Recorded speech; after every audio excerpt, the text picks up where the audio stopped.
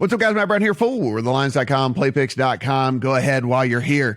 Hit that subscribe button down below. Let us know in the comment section who you are betting on for UFC 263. We have a very special guest that we're going to talk to here momentarily. Dan Stupp, the owner, used to be the owner proprietor of MMAJunkie.com, now works with us here at Katina Media, but knows the sport better than anybody. And is there any value on this card? Where are we finding the bets? Where are we finding the money to be made here? We're going to talk to Dan about all that. Without further ado, let's talk some UFC 263. Now joining us here on the pod, a very special friend of mine, longtime owner and proprietor of MMAJunkie.com, now working with us over here at PlayVirginia.com, Dan Stupp. Dan, appreciate you joining us, man. Really do appreciate it. No problem. Nice talking to a fellow MMA OG from back in the day. It is absolutely crazy that this is UFC 263. My first live event was UFC 63. So to think that it has been 200 pay-per-views since I walked into an arena for the first time and took in a UFC event live, it seems wacky, man. But here we are. Yeah, it was UFC 63 for me, or 68 for me. So I'm closing in on those 200 pay-per-views, and then we forget there's probably 500 other lower level events mixed in there. So 200 sounds like a lot, but it's actually probably been closer to, I don't know, 20,000. It feels like sometimes. I know it is absolutely wacky. So let's take a look at the card here, and two different prelims like normal. You'll have the ESPN Plus prelims, then you'll have the prelims that'll be on ESPN, and then of course we'll go to the main pay-per-view card. If we start out with that preliminary ESPN Plus card, the 4 fights on there, anything that jumps off the page to you as anything that you might be looking to bet, or any of the fights that jump off the page to you as maybe something that you'll be looking forward to watching? Yeah, traditionally, just, I am probably a couple years into MMA betting semi-seriously, and I've kind of learned over the years that the small dogs definitely bark if you can. I think a lot of fights are kind of 50-50 pick 'em fights, and then, kind of fight week momentum, swing somebody to a bigger favorite, and then you got your small, an underdog there. But for whatever reason, I'm kind of really big on small favorites on this card, and one that really sticks out to me from the early prelims is that Chase Hooper Steven Peterson fight. Obviously people have been really big on Chase Hooper. He's a fun guy. It really does look like Ben Askren's son here, but great jiu-jitsu, really good on the ground, has a lot of hype. But I feel like he's facing kind of a bad matchup here in Steven Peterson. I think the one thing that really works against Hooper here is just Peterson's durability and the fact that he's never been, submitted. And obviously that's probably Chase Hooper's best avenue to a win here.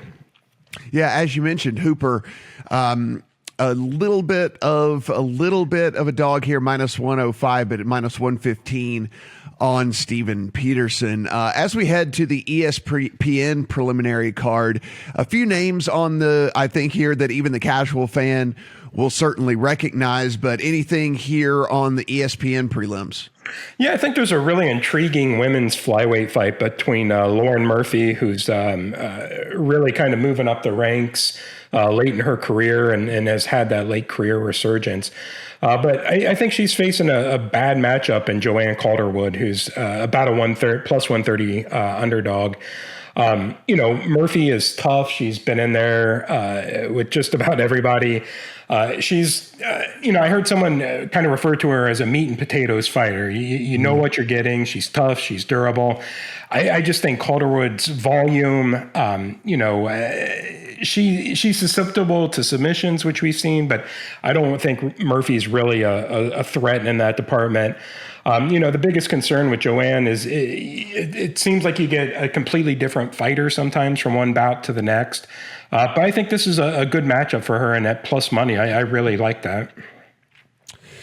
So let's head over to the main card here. And whenever we take a look at the main card, I will go kind of fight by fight here and then see if you don't, if you have a pick, awesome. If not, just maybe give us your thoughts here on how this is going to go. But let's kick things off here in the light heavyweight division. Paul Craig, Jamal Hill.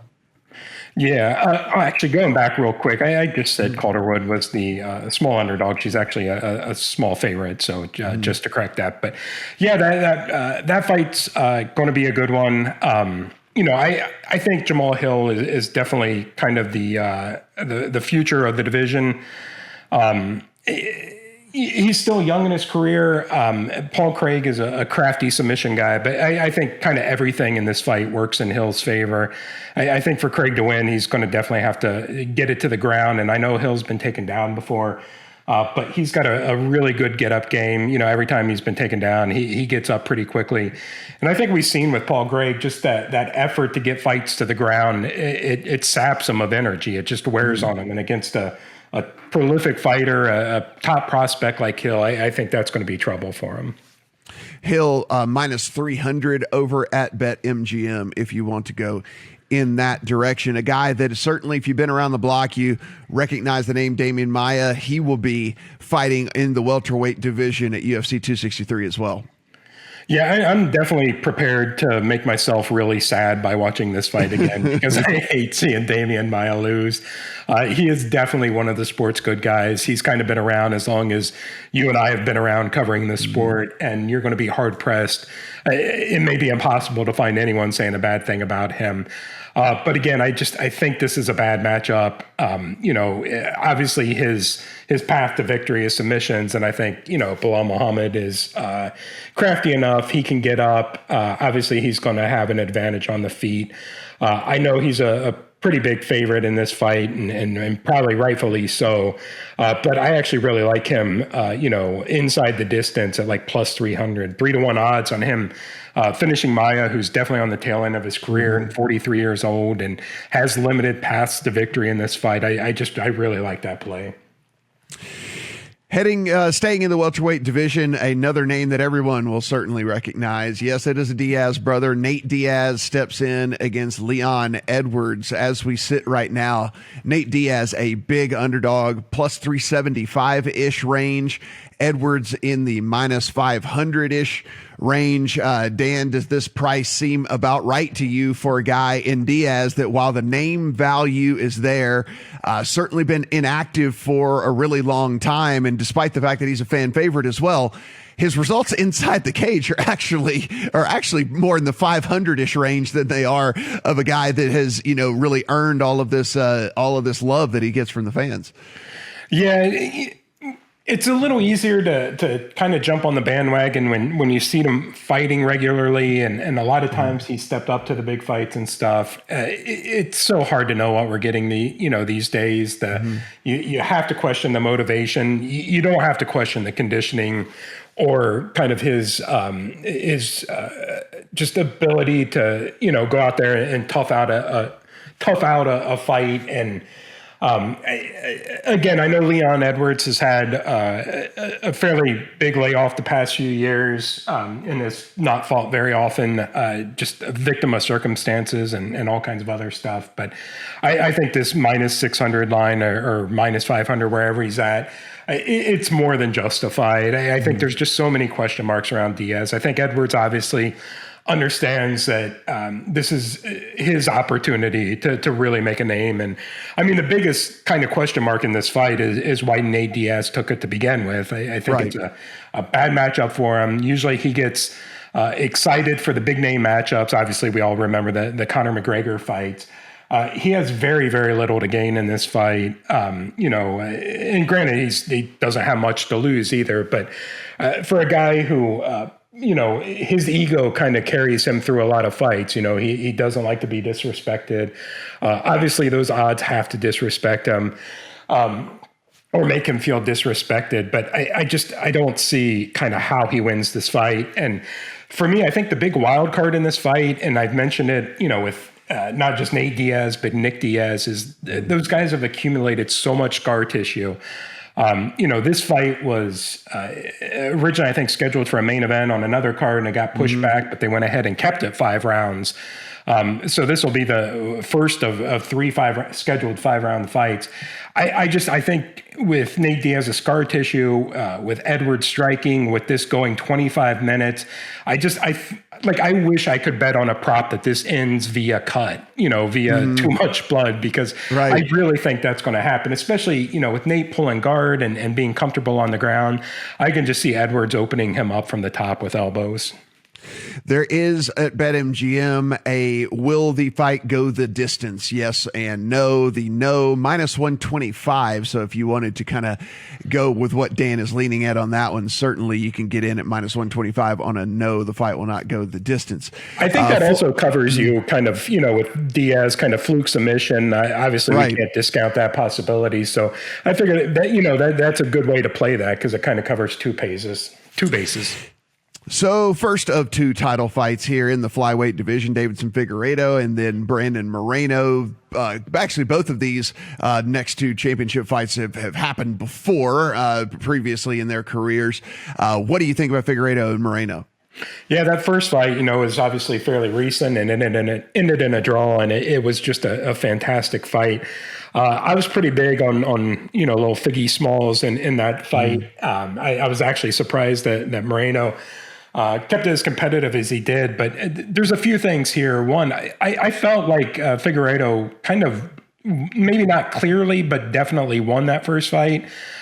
So obviously I would favor him in the second one.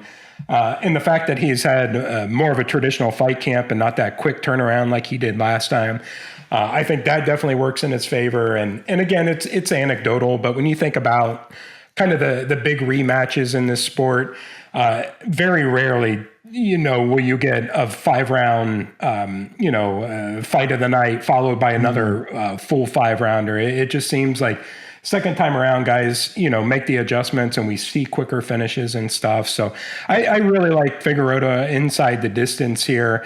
I still think it's going to probably be an early favorite for fight of the night. I still think it's going to be a fantastic fight, but I think, over the course of 5 rounds with a full fight camp and have fought him once before and making those adjustments, I just really like the ability of the champ here to retain and finish it before the final bell.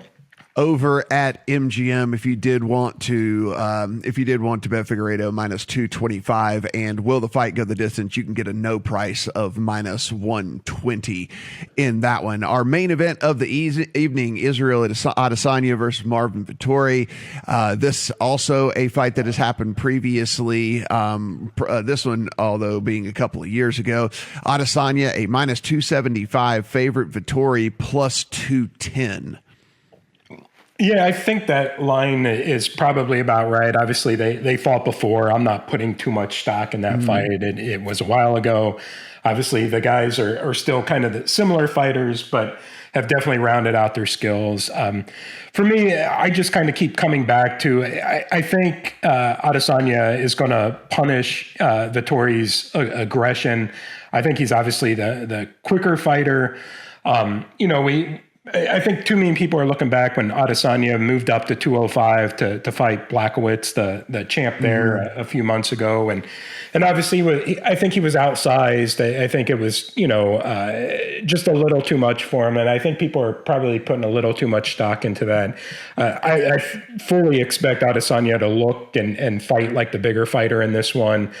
In Vettori, that guy fights with so much raw emotion, which can be a good thing. But I think against kind of a technical striker like this, a guy who knows how to counter strike, a guy who's going to be patient, I just think over the long haul, the champ is going to get his openings. And some of the bets I like, I don't know if they're available on all the sports books yet, but I really like him to kind of chip away toward the end and maybe get a stoppage, Adesanya in round 3 or 4 or 5, the later rounds. And all of those have plus odds like at plus 1,000, plus 1,500. Yeah. I think even round 5's plus 2,500. So I could see sprinkling on those 3 rounds and hoping for a late stoppage. Yeah, if you wanted to bet those, the round betting over at BetMGM, Adesanya in round 3, 12-1, 20-1 in round 4, and then 28-1 in round 5. I'm with you on Adesanya as well. I think a lot of people are going to look at that fight where he looked, I mean, let's just face it, he looked pretty bad, but again, he was moving up massively in a weight class, and it was just not a very smart move. And I think if you asked him, you know, if you gave him truth serum and he had to give you honest answer as to whether he would do that again, Dan, I think he'd probably tell you no, because of the way that he looked and the way that was on his body and everything. And, you know, at his natural weight class, I still think he is one of the very best in the game. Yeah, I mean, if you're going to try to become a 2-division champ or jump divisions, if nothing else, kind of like we saw, you know, we've seen it with other guys where at least they were competitive. At least it was an interesting fight, you know, like a Holloway, you can at least say he kept it competitive. You know, he hung with the bigger guy, but, you know, that was just such kind of a bad idea for him. I think that probably lit a fire under him. He's ready to come back and dominate the 185-pounders. If you want to follow Dan on Twitter, and you should, at Dan, DANN Stupp, STUPP. And of course, follow all his great work over on Play Virginia as well. Dan, really appreciate having you, man. And hopefully we win some money this weekend. For sure. And we got to get back on press row at a UFC event sometime soon and raise some hell. I agree. It'd be super fun. It's all about the hotel lobby hangs anyway, right? Like that's what it's all about. Anyway, appreciate it. Talk to you soon, man. Great. Thanks, Matt. Guys, hopefully we make some money here on UFC 263. Dan, like myself, leaning towards a lot of the favorites on this card, especially on the main card. Sometimes the guys are just better than the people that they are fighting. And if you want to have a little bit of value, maybe, and make it a little bit easier to bet on some of these favorites, maybe you parlay a couple of these guys together somewhere along the way to where you're not having to lay as much juice on these guys. But again, sometimes you just got to bet on the guys that are just better. And that's where I see this UFC 263 card going, just like Dan did as well. So be sure while you're here, go ahead, subscribe to the channel. Everything we do is absolutely free. Go ahead and like the video, and then let us know in the comments section. What do you agree with that Dan said? What do you disagree with that Dan said? What are you betting? Who are you betting? Are there any upsets that we missed on this card as well? Let us know. And of course, all the written content over at the Lines and Play Picks as well. Good luck on all your bets at UFC 263.